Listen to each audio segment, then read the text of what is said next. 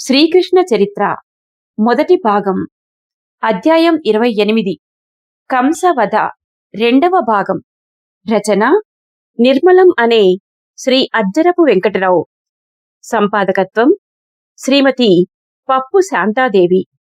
సమర్పణ సౌభాగ్య నిర్మలం ఫౌండేషన్, న్యూఢిల్లీ. స్వరం సమ్మెట ఉమాదేవి.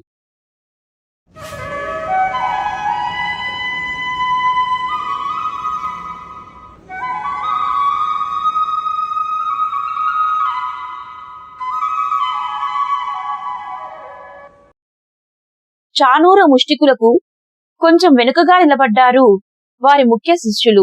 ప్రదర్శనలు ప్రారంభమవుతున్నాయని చెప్పడానికి శంఖనాదం చేశారు. చాలా మంది మల్లులు సిద్ధంగా వచ్చి రంగంలో నిలబడ్డారు. తమ పైన కప్పుకొనిన శాలువాలు ప్రక్కవారికిచ్చి తొడలు కొట్టుకుంటూ రంగంలోనికి దిగారు. చానూరుడు సంజ్ఞ చేయగానే జంటలుగా విడిపోయి కుస్తీలు ప్రారంభించారు. ఒకరినొకరు ఢీకొన్నారు, బాహువులలో బంధించుకున్నారు. తాము నేర్చిన విద్యలను ప్రదర్శించి ప్రత్యర్థులను పడగొట్టడానికి చూస్తున్నారు. కొన్ని క్షణాలలో పడగొట్టారు. చానూర ముష్టికులు విజేతలను అభినందించారు. ఓడిపోయిన వారికి ధైర్యం చెప్పారు. వేరువేరు ఆసనములపై కూర్చోబెట్టారు. చానూరుడు ప్రజల వైపు చూస్తూ ఇంకా ఎవరైనా వస్తే రావచ్చునన్నాడు. ఎవరూ రాలేదు. నందగోపుడన్నా ఆవరణ వద్దకు పోయాడు. మీ అబ్బాయిలు గొప్ప మల్లులట, రంగంలోనికి పంపండి అన్నాడు. పంపనన్నాడు నందుడు. కృష్ణ బలరాములను చూచి కవ్వించాడు చానూరుడు. ఇది గొల్లపిల్లల వెనుక పరుగులెత్తడం కాదన్నాడు. వెన్నముద్దలు దొంగలించి తినటం కాదన్నాడు. ప్రజలు నేర్చిన విద్యలు ప్రభుని వినోదం కోసం వినియోగించబడాలన్నాడు. నీవు చాలా విద్య నేర్చావని ప్రజలు అంటున్నారు. మన ప్రభువు ఈ ప్రజలందరూ మెచ్చుకునేలాగా క్రీడిద్దాం రమ్మని సవాలు చేశాడు చానూరుడు. పెద్దలు అంగీకరించడం లేదని కృష్ణుడెరుగును. వాని భయమును పోగొట్టి చానూరుని మదమును అణచాలని అనుకున్నాడు. ఓయి, మేము సాములు కుస్తీలు సాధన చేయలేదు. చిన్నవాళ్లము, నీ అంతటి బలము గలవాళ్లము కాము. మీరు మల్లయుద్ధ విశారదులు, అనుభవం వలన మోటుదేరిన శరీరము గలవారు. మీతో మేము పోటీ చేయగలమా? అయినా మీరు వినోదమునకు రమ్మని వేడుతున్నారు కనుక వస్తున్నాము. నేను నీతో పోరాడుతాను, మా అన్న ముష్టికునితో పోరాడుతాడు అన్నాడు కృష్ణుడు. అన్నదమ్ములిద్దరూ లేచి రంగంలోనికి దిగారు. ఇది అన్యాయం, అధర్మం. ఈ చిన్నపిల్లలు ఆ ప్రసిద్ధులతో కుస్తీ పట్టడానికి వీలు లేదన్నారు యాదవ ముఖ్యులు. అన్యాయం, అన్యాయం అన్నారు ప్రజలు. రాజు మాత్రం మాటలాడలేదు. కుస్తీ ప్రారంభమైంది. కృష్ణుడు చానూరుని, బలరాముడు ముష్టికుని ఎదుర్కొన్నారు. బలరాముడు రంగంలోకి దిగగానే ముష్టికుడు అతనిపై పులిలా లంఘించాడు. రెండు సింహాలు ఒకదానికొకటి ఢీకొన్నట్లు బలరామ ముష్టికులు ఢీకొన్నారు. ఒకరినొకరు భయంకర బాహుబంధంలో నొక్కిపట్టారు. పడగొట్టడానికి ప్రయత్నం చేస్తున్నారు. ఇద్దరూ కట్టకట్టుకొని నేల మీద పడ్డారు. దొర్లుతున్నారు. క్రింద మీద పడుతున్నారు. ప్రేక్షకులు ఊపిరి పీల్చకుండా ఆతృతగా చూస్తున్నారు.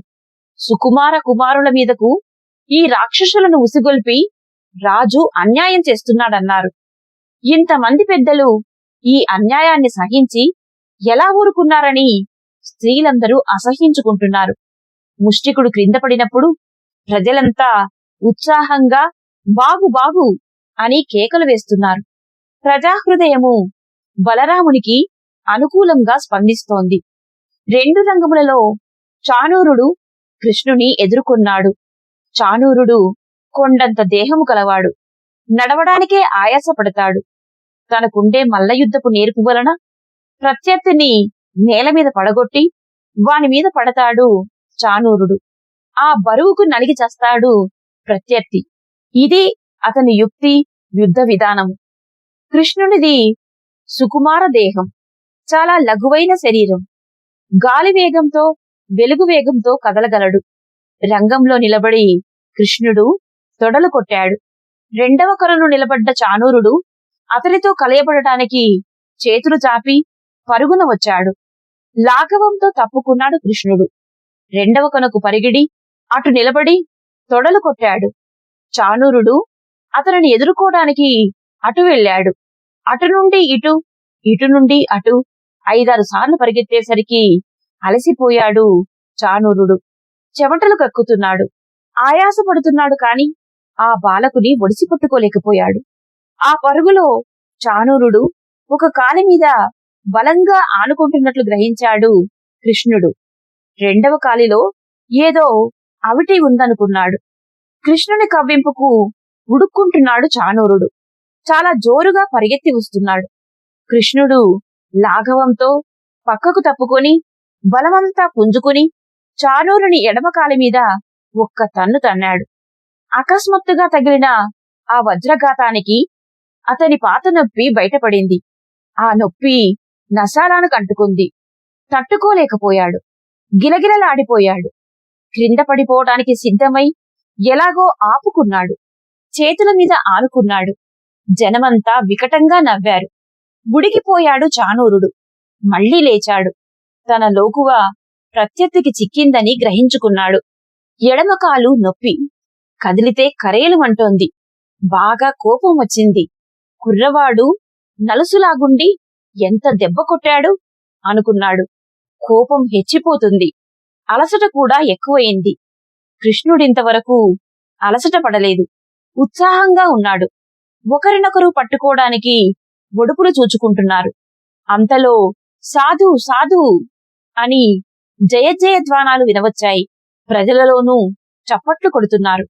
పిల్లలు సంతోషంతో ఈలలు వేస్తున్నారు. పెద్దవాళ్లందరూ ఆతృతతో చూస్తుంటే ముష్టికిని 2 చేతులతో పైకెత్తి బలంగా నేలకు వేసి కొట్టాడు బలరాముడు. ముష్టికుని తల పగిలి రక్తం కారుతోంది. తెలివి తప్పి పడిపోయాడు. ముష్టికుని పతనంతో చాణూరుడు ఉగ్రుడయ్యాడు. బలరాముని విజయం కృష్ణుని మరింత ఉత్సాహపరిచింది. ప్రశాంతంగా చాణూరునితో కలయబడ్డాడు. ఎవరికి తెలిసిన పట్లను వాళ్లు ప్రయోగిస్తున్నారు. ఒకరికొకరు లొంగలేదు. అలసిపోయిన చాణూరుడు ఆవేశపడుతున్నాడు. కాల విలంబనమైన కొలది అతనికి ఆయాసం అధికమవుతోంది. అతని అనుభవంలో ఏ ప్రత్యర్థితోనూ అతడు ఇంతసేపు పెనుగులాడలేదు. ఇంత అలసట పడలేదు. తన పిడికిటి పోటుతో కృష్ణుని అంతమొందించాలి అనుకున్నాడు చాణూరుడు. తన బలమంతా ప్రయోగించి కొట్టబోయాడు. సింహపు పిల్లలా ఎగిరి ఆ చేతిని ఒడిసిపెట్టి మెలిత్రిప్పాడు కృష్ణుడు. గోవర్ధనగిరి మోసిన చేతి కండరముల శక్తికి ఆ మల్లుడేమి తట్టుకోగలడు? క్రింద పడ్డాడు. చేతి మీద ఆనుకున్నాడు. లేవాలని ప్రయత్నిస్తున్నాడు. ఈలోగా నందకిషోరుడు వానిపై లంఘించి నేర్పుతో నేల పడగొట్టాడు. మొదలు నరికిన తరువులా వెల్లకిలా పడ్డాడు చాణూరుడు. అతని గుండెలపై ఎక్కి తలను అదిమి పట్టాడు ఆ తృణావర్త సంహారి. చాణూరా, ఓటమిని అంగీకరించు, విడిచిపెడతానన్నాడు కృష్ణుడు. అంగీకరించలేదు చాణూరుడు. కృష్ణుని ఎలాగైనా పడగొట్టాలని గుంజుకుంటున్నాడు. కువలయ పీడను మదించిన పిడికిలి చాణూరుని ముక్కుపై పడింది. ముక్కు చితికింది. పండ్లూడగొట్టాడు. కండ్లు చితకపొడిచాడు. రక్తమాంసాల ముద్దలా పడిపోయాడు చాణూరుడు. తెలివి తప్పింది. ప్రజలు జయ జయ ధ్వానాలు చేశారు. చాణూరుని వధించి విజేతయై నిలబడిన కృష్ణుని సభాసదులందరూ హర్షధ్వానములతో స్తుతించారు.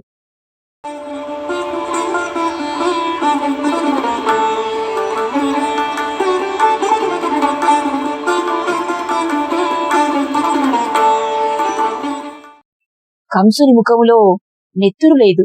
కోపంతో దుమదుమలాడుతున్నాడు. చాణూరుడు పడిపోయి మిగిలిన మల్లులు పారిపోవడంతో లేచి నిలబడ్డాడు. ఈ బాలులను పట్టుకొని నగరం నుండి బయటకు కొట్టండి. నందుని బంధించండి. వసుదేవుని చంపండి. ముసలివాడు ఉగ్రసేనుని హతమార్చండి అంటూ మొర నుండి కత్తి పైకి లాగి హుంకరించాడు. కంసుడు కత్తి దూసుకొని లేవడం చూచి అక్రూరుడు లేచి అడ్డుపడ్డాడు. అదే క్షణంలో లేచి నిలబడ్డాడు వసుదేవుడు. అతని వెనుకనున్న వృత్రుఘ్నుడు వసుదేవుని కొట్టబోచుండగా ప్రక్కనున్న ప్రద్యోతుడు తన కత్తితో వృత్రుఘ్నుని పొడిచి పడగొట్టాడు. రాజబంధువులందరూ ఎవరి స్థలాలలో వారు నిలబడ్డారు. అవసరమైతే తమను తాము రక్షించుకోవడానికి కత్తులు దూశారు. సిద్ధంగా నిలబడ్డారు. యాదవ ముఖ్యులుండే ఆవరణలో కలకలం బయలుదేరింది. అందరూ కత్తులు దూశారు. మగధ సైనికులు వారిని ఎదుర్కొంటున్నారు. ఆ సైనికులను వెనక నుండి అణచిపెట్టడానికి మరికొందరు ప్రయత్నిస్తున్నారు. అంతా క్షణంలో జరిగిపోయింది. కృష్ణుడు జరుగుతున్న దానినంతటినీ చూచి క్షణంలో పరిస్థితినంతటినీ గ్రహించాడు. చాణూర శిష్యుని వృష్టముపై తన్ని పరిగెత్తించి తాను అక్రూరుని రక్షణకు పరిగెత్తాడు. రంగస్థలములో కృష్ణునిపైకి విజృంభిస్తున్న కంసుని అడ్డుపడి ఆపుచేయడానికి ప్రయత్నించాడు అక్రూరుడు. అడ్డు నిలిచిన అక్రూరుని ఒక్క నెట్టు నెట్టాడు కంసుడు. తట్టుకోలేక ఆ సాధుపుంగవుడు నిలువునా క్రింద పడిపోయాడు. అక్రూరుని పడగొట్టి కృష్ణుని వైపు చూచాడు కంసుడు. పీఠము మీద నుండి క్రిందకు దుమికాడు. ఆ దుమకడంలో తలపై గల కిరీటము క్రింద పడిపోయింది.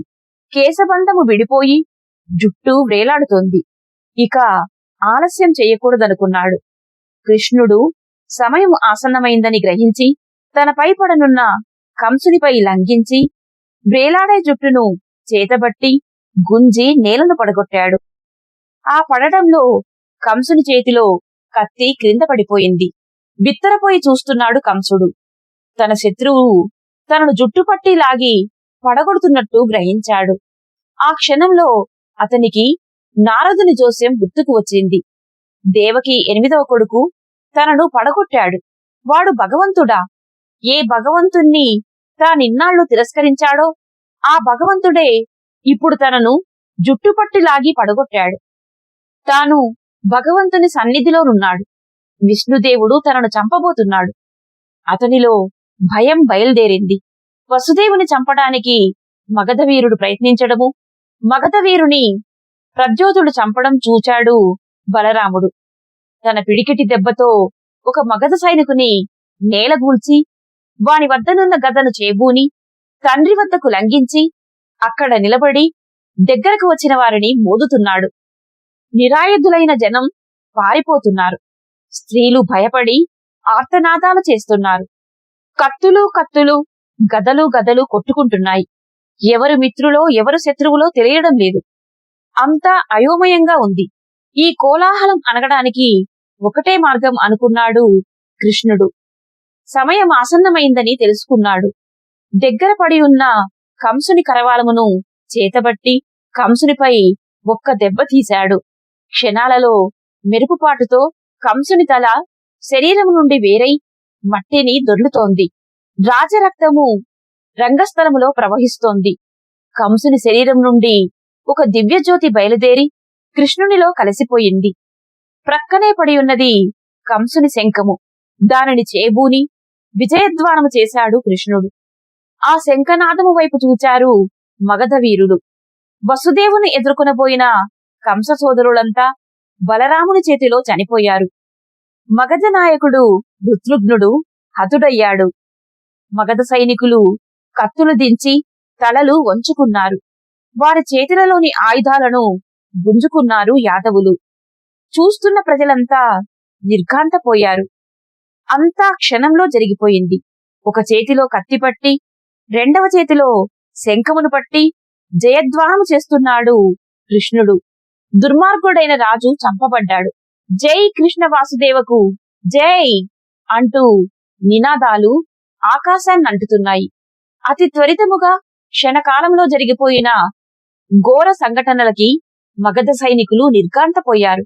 ఎవరి రక్షణ కొరకు తాము అక్కడకు వచ్చారో, ఎవరి ఆజ్ఞలను తాము పాలించారో ఆ కంసరాజేంద్రుడు ఇక లేడు.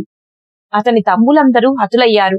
తమ నాయకుడు వృత్రఘ్నుడు యాదవ సేన నాయకుని చేత చంపబడ్డాడు. యాదవ బలం రాజునకు ఎదురు తిరిగింది. బలరామ గద ఘాతానికి ప్రముఖులైన మాగధులు మరణించారు. ప్రజాబలం తిరుగుబాటుదారులకు అనుకూలంగా ఉంది. ఆ పరిస్థితులలో యుద్ధము చేయుట తెలివి తక్కువ అని భావించి మగధ సైనికులు లొంగిపోయారు.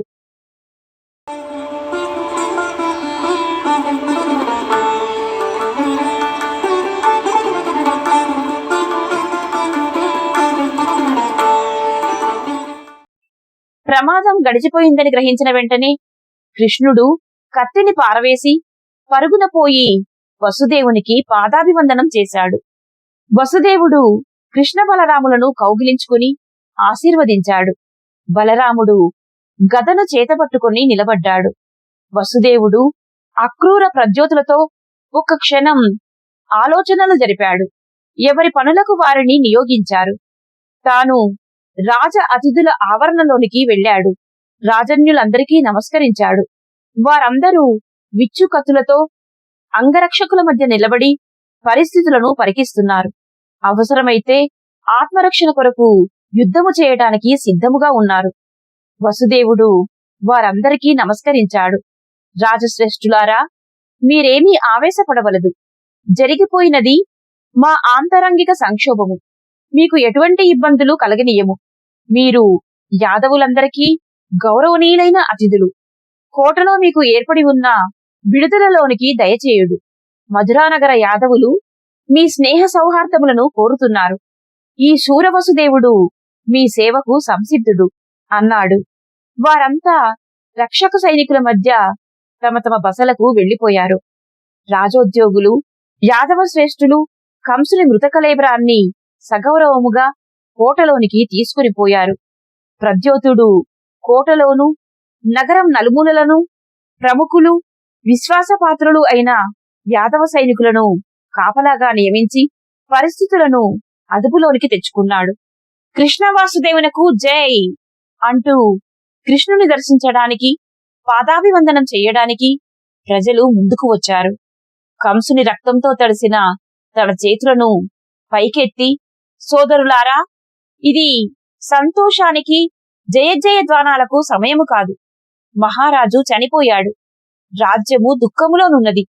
ప్రస్తుతమునకు ప్రశాంతముగా ఇంటికి వెళ్ళండి. కంసరాజు శరీరమునకు సమస్త రాజలాంఛనములతో యథావిధిగా అంత్యక్రియలు జరపాలి అని కృష్ణుడు హెచ్చరించాడు. ఆ ప్రజ తిరుగుముఖం పట్టారు.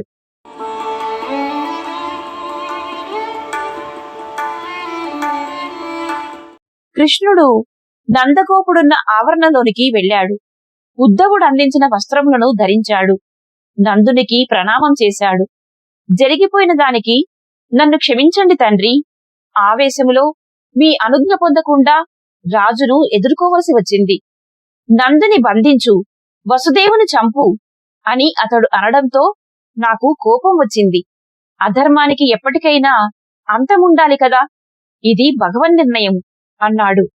కృష్ణ కుమారా, నీవు నూరేళ్లు వర్ధిల్లు నాయనా అన్నాడు నందగోపుడు గద్గద స్వరంతో. నాన్నగారు, మీరు మన మకాములోనికి వెళ్ళిపోండి. కంసరాజునకు అంత్యక్రియలు జరిగిన తర్వాత నేను అక్కడికి వస్తాను అన్నాడు కృష్ణుడు. అక్కడి నుండి తల్లి వద్దకు పరిగెత్తాడు. సభా ప్రారంభంలో దేవకీదేవి ఇతర యాదవకాంతలతో పాటు వచ్చి తమకు నిర్ణీతమైన ఆవరణలో కూర్చున్నది. ఆమె దృష్టి సామంత ముఖ్యుల ఆవరణలో నందగోపుని ప్రక్కన కూర్చున్న బాలకృష్ణునిపైనే ఉన్నది. ఆనాడు చెరసాలలో ప్రథమ స్తన్యమిచ్చి శిశువును భర్త చేతికందించింది. ఆనాటికీనాడు తన బిడ్డను, తన దేవుని చూస్తోంది. ఇంతకాలము అతని విగ్రహములకు సేవలు చేస్తోంది. చానూరుడు మల్లరంగంలోనికి దిగమని కృష్ణుని సవాలు చేస్తున్నప్పుడు ఆమె భయపడిపోయింది. ప్రక్కనే ఉన్న త్రివక్ర మాటలు విని నిలదొక్కుంది. ధైర్యము పుంజుకుంది. తన 8వ కొడుకు భగవంతుడే, అతనికి భయమేమిటి అనుకున్నది. సభారంగములో వీరకృత్యాలు చకచకా జరిగిపోయాయి. తన కొడుకు తన కుటుంబ శత్రువైన కంసుని చంపివేశాడు. ప్రజలు జయ జయ ధ్వానాలు చేస్తున్నారు. జయకృష్ణ వాసుదేవ, జయ కృష్ణ వాసుదేవ అంటున్నారు. అడుగో, అతడు తండ్రికి పాదాభివందనం చేస్తున్నాడు. అక్రూరుని లేవదీశాడు. ప్రజలను శాంతపరిచాడు. పెంపుడు తండ్రికి పాదాభివందనం చేశాడు. అడుగో, అతడు వస్తున్నాడు. తన వైపే వస్తున్నాడు. విష్ణుదేవుడు వస్తున్నాడు. మీనములా ఈదుకుంటూ వస్తున్నాడు. కూర్మములా ప్రాకుతూ వస్తున్నాడు. అందరినీ శాంతపరుస్తున్నాడు. వరాహములా అరిలోక భయంకరుడై ఆవిర్భవించి వస్తున్నాడు. రాక్షస వధ చేసిన నృసింహము భక్తుడగు ప్రహ్లాదుని వద్దకు వచ్చినట్లు వస్తున్నాడు. బలిరాజు నలగదొక్కిన వామనుని వలె తన బుడతడు కంసరాజును చంపి త్రివిక్రముడై వస్తున్నాడు. జమదగ్ని మహర్షిని చంపిన కార్తవీరుని చంపిన భార్గవరాముని వలె కంసాంతకుడు వస్తున్నాడు. పెద్దల మాట నిలబెట్టిన శ్రీరాముని వలె వస్తున్నాడు. నారదుని జోస్యం ఫలింపచేసిన నా కృష్ణుడు, నా చిన్ని బిడ్డ అడుగో వస్తున్నాడు అని ఆమె అనుపమ ఆనందోద్రేకములో చేతులు చాచి అతని రాక కొరకు ఉద్విగ్న చిత్తముతో చూస్తోంది. ఆమె 2 చేతులు చాపింది. అతడు 2 చేతులు చాపాడు. అమ్మా అంటూ ఆమెను కౌగిలించుకున్నాడు. ఆమె మాటలాడలేకపోయింది.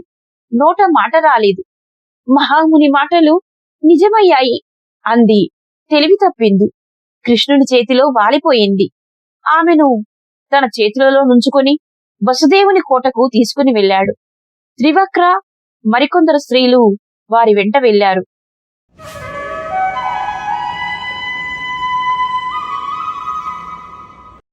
కృష్ణుడు తల్లికి శీతలోపచారములు చేస్తున్నాడు. రాణులందరూ పరామర్శించి అభయవాక్యములు చెప్పి వసుదేవుడు దేవకి చెంతకు వచ్చాడు. ఆమెను గురించి ఆతృత పడుతున్నాడు. అతని వెంట బలరాముడు కూడా ఉన్నాడు. కొన్ని క్షణములలో దేవకికి తెలివి వచ్చింది. ఆమె కనులు విప్పేసరికి భర్త, 2 కుమారులు కనపడ్డారు. ఆనందంతో ఆమె ముఖం విప్పారింది. వీరు నా కొడుకులు కారు, సమస్త లోకాధీశ్వరుడు. ఇతడు విష్ణుదేవుడు, ఇతడు ఆదిశేషుడు అని ఆమె భక్త్యావేశంలో అనుకుంటోంది. అమ్మా అంటూ మందహాసము చేశాడు కృష్ణుడు. ఆ మందహాసము ఆమెను మాయలో ముంచివేసింది. ఆ తల్లిదండ్రుల పాదములకు నమస్కరించాడు కృష్ణుడు. అమ్మా, మీరు పుణ్యదంపతులు. మీరు మమ్ములను కన్నారే కాని మా శైశవ బాల్య పౌగండ వయసులో మాతో ఆడుచూ పాడుచూ ఆనందించే సౌఖ్యమును పొందలేదు. కన్న తల్లిదండ్రులచే లాలించబడుచూ వర్ధిల్లే భాగ్యము అదృష్టము మాకు లేకపోయాయి. సమస్త పురుషార్థములకు ఈ శరీరము సాధనభూతము. మాకీ శరీరమును కల్పించిన మహానుభావులు మీరు. ఎన్ని జన్మలకైనా మీ రుణమును తీర్చలేము. జననీ జనకులను సేవించి ప్రీతి కలిగించని నరుడు ఎంత గనుడైనా జీవన్మృతుడే. మీరు కంసుని చేతులలో బాధలు పడుచుండగా వాటిని అరికట్టగలిగిన శక్తియుండియు ఏమీ చేయలేకపోయినాం. మమ్ములను క్షమించండి అన్నాడు కృష్ణుడు. నాయనా కృష్ణ, కాలము కర్మము సరిపోయిన కాని ఏ పనులు జరగవు. ఎంతటి వారికైనా ప్రారబ్ధ కర్మానుభవము తప్పదు నాయనా. మా నోచిన నోములు ఫలించే సమయము ఇప్పటికి వచ్చినది. ఇప్పుడు శుభోదయం అయింది. కృష్ణ, బలరామ, మీరిద్దరూ మీ అమ్మకు సంతోషం కలిగించండి. యాదవ ముఖ్యులు మన కొరకు వేచియున్నారు. నేను ముందు వెళ్తాను. మీరు కూడా అక్కడికి రండి అన్నాడు వసుదేవుడు. సభకు వెళ్ళిపోయాడు.